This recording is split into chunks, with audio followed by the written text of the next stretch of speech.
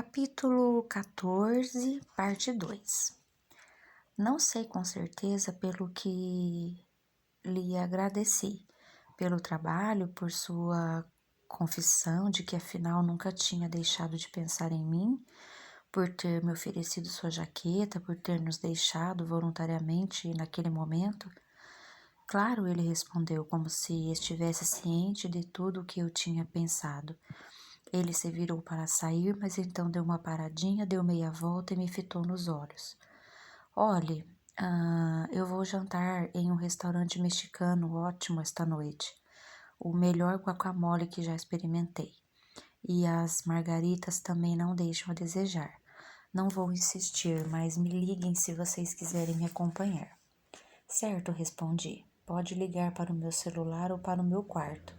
Ele olhou para o cartão de plástico e completou. Quarto 612. Quarto 612, eu repeti, reparando que era exatamente o quarto acima do nosso, o 512. Certo. E se não nos encontrarmos mais hoje, nos vemos amanhã à tarde então, certo? Pelo visto, vou fazer minha entrevista na lanchonete que você escolheu, não? Eu assenti, grata por saber com antecedência que o Léo estaria lá. Léo e Drake no mesmo lugar. Você sempre gostou de uma boa lanchonete, Léo comentou com uma piscadela, e então partiu de vez. A expressão passiva de Suzane deu lugar a um largo sorriso sugestivo, enquanto Léo deixou o ambiente. Jesus, Ellen, o quê? Eu perguntei, já me preparando para o massacre inevitável. Ela balançou a cabeça e continuou. Dava para pegar com a mão a tensão sexual no ar. Imagina, que absurdo, eu protestei. Quarto 612, certo? Ela me imitou. Um falsete. Eu não disse dessa forma. Não foi assim que eu falei, Suzane, por favor. Ok, então foi como? É uma história muito longa. Nós temos tempo. Beba alguma coisa antes, eu sugeri, querendo enrolar. Já bebi. Eu fiquei observando vocês dois bobos enquanto pedi a especialidade da casa. O coquetel, Uma Linda Mulher. Você sabia que o filme foi rodado aqui? Mesmo? Desconversei, tentando desviar o assunto para o lado da Julia Roberts. Eu adoro esse filme. Nós não assistimos juntas? Ela deu de ombros. Tudo o que me lembra que glorificava a prostituição. Mas então, voltando ao gato do seu ex. Ele não é um gato. Ele é gostoso sim, não adianta negar. Ela insistiu. Os olhos dele são de morrer. Eu tentei abafar um sorriso, mas não tive sucesso. São mesmo de morrer. Agora vem cá, quer fazer o favor de me contar o que está acontecendo? Suspirei bem alto, segurei minha cabeça com as mãos e comecei a falar. Está certo, mas por favor, não me julgue. E quando foi que te julguei? Está me gozando, né? Eu perguntei, olhando para ela entre os vãos dos dedos e rindo. E quando foi que você não me julgou? Tem razão, mas prometo que dessa vez eu não julgo. Eu suspirei novamente, e então deslanchei a contar a história toda, começando com aquele momento desconcertante no cruzamento. Suzane não me interrompeu nenhuma vez, exceto para pedir outra bebida para mim, quando uma garçonete veio até nós com uma tigela de prata com petiscos salgados. Quando terminei, perguntei a ela se me achava um monstro de pessoa. Suzane então deu uns tapinhas carinhosos na minha perna, como costumava fazer quando éramos crianças, e eu ficava enjoada no banco traseiro da perua buick da mamãe. Até o momento, ela disse. Como assim? Estou dizendo que só estamos no primeiro martini e a noite é longa e muita coisa pode acontecer. Suzane, eu disse indignada com sua indireta, eu jamais trairia o Andy, jamais. Ora, Ellen, ela disse com as sobrancelhas arqueadas, e quem foi que falou em traição? 2 horas, 2 drinks e muita conversa depois, Suzane e eu estávamos no nosso quarto, de pilequinho, ao vasculhar o minibar, rindo por concluir que, quando se está faminta, 10 pratas por um pacotinho de amendoins com chocolate não soa como extorsão. O guacamole do Léo me veio à cabeça. Podemos ligar para a recepção e pedir uma sugestão de restaurante, eu sugeri. Bem que eu comeria em um mexicano. Ora, que coincidência, Suzane disse com uma risadinha ao pegar o telefone. Podemos também ligar para o quarto 612, ou melhor, podemos ir direto até lá. Eu sacudi a cabeça e disse que jantar com o Léo estava fora de questão. Tem certeza? Absoluta, pois acho que seria divertido. Divertido me assistir morrer de vergonha? Não, divertido, pois eu por acaso gosto da companhia do Léo. Não dava para dizer que ela estava brincando, me testando ou puramente cumprindo a promessa de não me julgar. Mas eu peguei o telefone e o saquinho de M&M's da mão dela. Ora, vamos, ela pressionou. Você não quer saber o que o Léo tem feito nesses anos todos? Eu sei o que ele fez. Ele continuou como jornalista e escritor, eu disse, tirando os sapatos e calçando uma pantufa branca com o logotipo do hotel. Coloquei um punhado de amendoins na boca e acrescentei. Por isso é que estou aqui, certo? Sim, mas e além do trabalho? Você não sabe nada da vida pessoal dele, sabe? Sabe ao menos se ele se casou? Ele não está casado. Tem certeza? Ele não estava de aliança. Isso não quer dizer nada. Uma porção de homens casados não usa aliança. Que horror, murmurei. Isso não significa necessariamente que eles estejam dissimulando, disse Suzane. Defendendo o lado oposto em vez do seu habitual ataque contra os sem alianças. Os conquistadores, os homens de negócios desvergonhados que lotam as cabines da primeira classe. Não usar aliança pode ser simplesmente um costume das antigas. O papai nunca usou aliança de casado, mas acho que dá para afirmar que ele não andava à espreita por aí. Você acha que dá mesmo para chamar de coisa das antigas com um cara de menos de 40? Claro que sim. É aquela história de alma antiga. E eu acho que o Léo é uma alma antiga, ela disse em tom de admiração. Pensei comigo mesma, dizer que alguém tem alma antiga, em geral, é uma forma de elogio. E olhando para ela, E você está se baseando no que exatamente? Sei lá, é que parece que ele não se prende ao aspecto material, nem outras armadilhas superficiais da nossa geração. Nossa, Suzane, de onde você tirou toda essa baboseira? Você passou no máximo 4 horas com ele até hoje? Ele fez trabalho voluntário. Ela lembrou com uma referência à cobertura da caminhada pela AIDS. Ora, só porque ele se comove com as vítimas da AIDS não quer dizer que ele é um santo de alma antiga, argumentei. Apesar do meu pouco caso, no fundo eu admitia que ela tinha tocado em uma das coisas que eu amava no Léo. Ao contrário da maioria dos caras, principalmente os que conheci em Nova York. Léo nunca se comportou como alpinista social, nem como bajulador. Ele não consultava as revistas de prestígio para escolher restaurantes e bares. Ele nunca usou o sapato preto da Gucci que ele via em todo pé por aí. Ele nunca se referiu a nenhuma grande obra literária que acabara de ler, nem filmes de arte que acabara de assistir, ou uma banda alternativa desconhecida que havia descoberto. Ele nunca sonhou em se estabelecer em uma mansão, em uma bela vizinhança, com uma linda mulher e filhos, e ele sempre preferiu viajar e curtir as experiências a comprar coisas dispendiosas.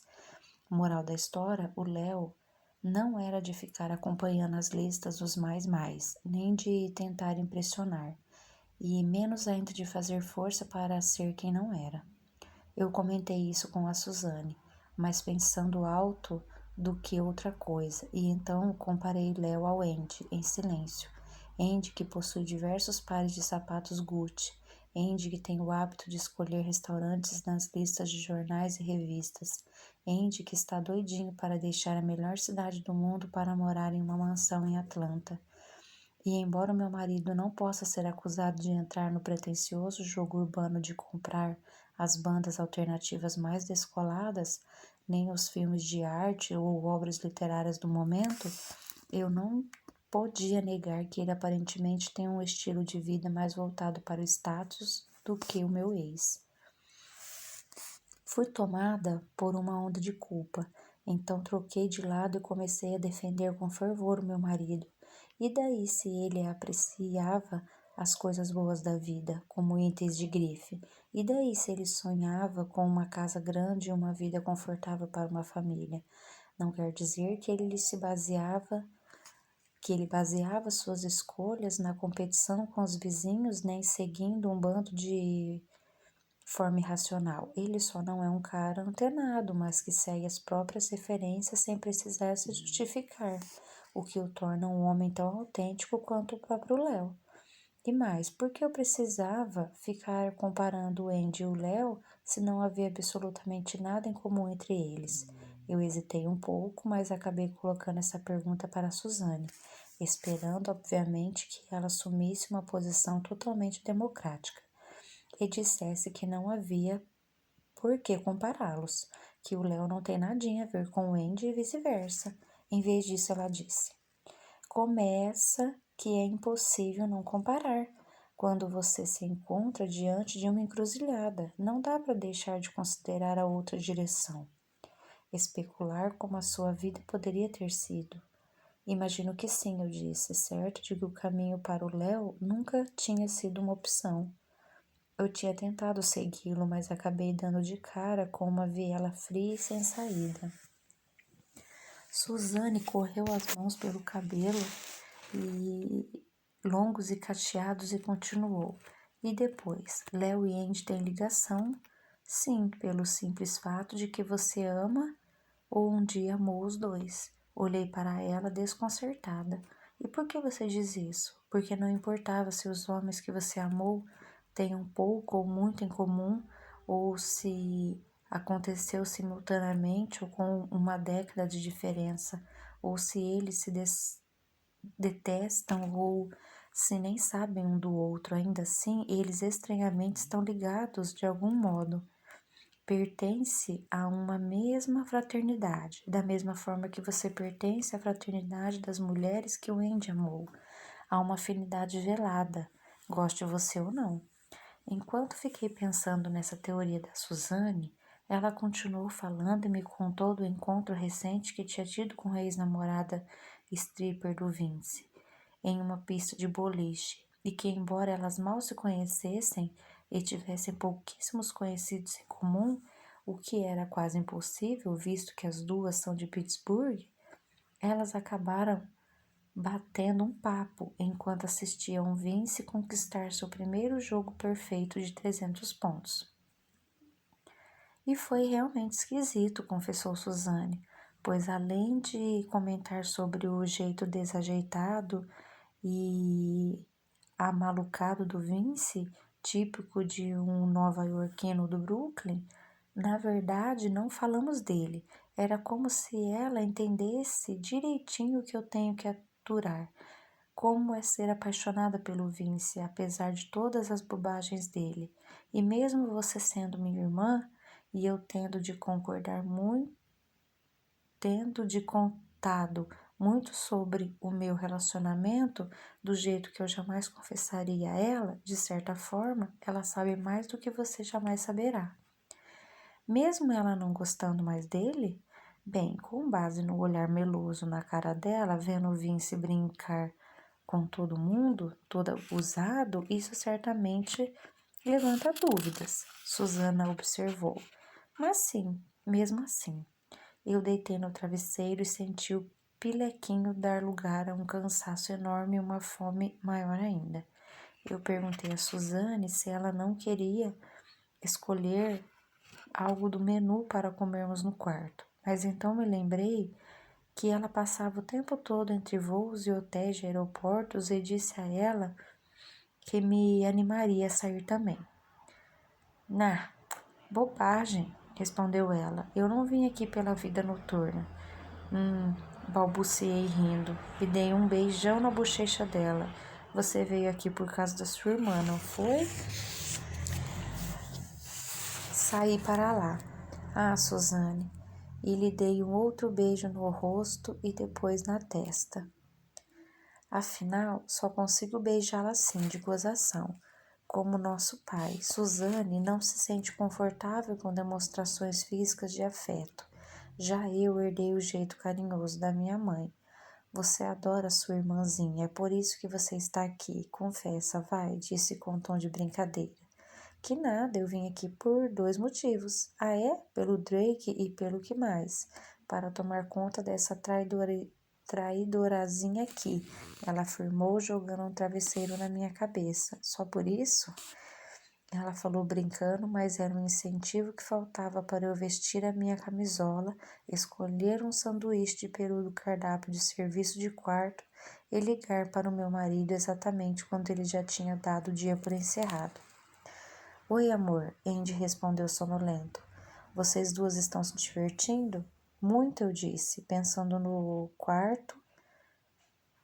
Era bom e reconfortante ouvir a voz dele. Ele me perguntou o que estávamos fazendo e eu contei que preferimos não sair e que botaríamos o papo em dia. Sei, nada de sair para paquerar, certo? Não, eu respondi, sentindo um acesso de culpa ao pensar no hálito de uísque do Léo e no olhar que ele tinha me dado antes de deixar o bar. Eu o imaginei bebericando uma marguerita em algum lugar bem próximo naquele exato momento. Assim que eu gosto da minha garota, Andy disse bocejando. Eu te amo.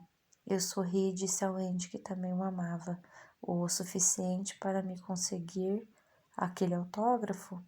Nem tanto assim, eu respondi, pensando comigo mesma, mas com certeza o suficiente para passar sem o tal guacamole e sem o homem que daqui a pouco irá pegar no sono no quarto 612.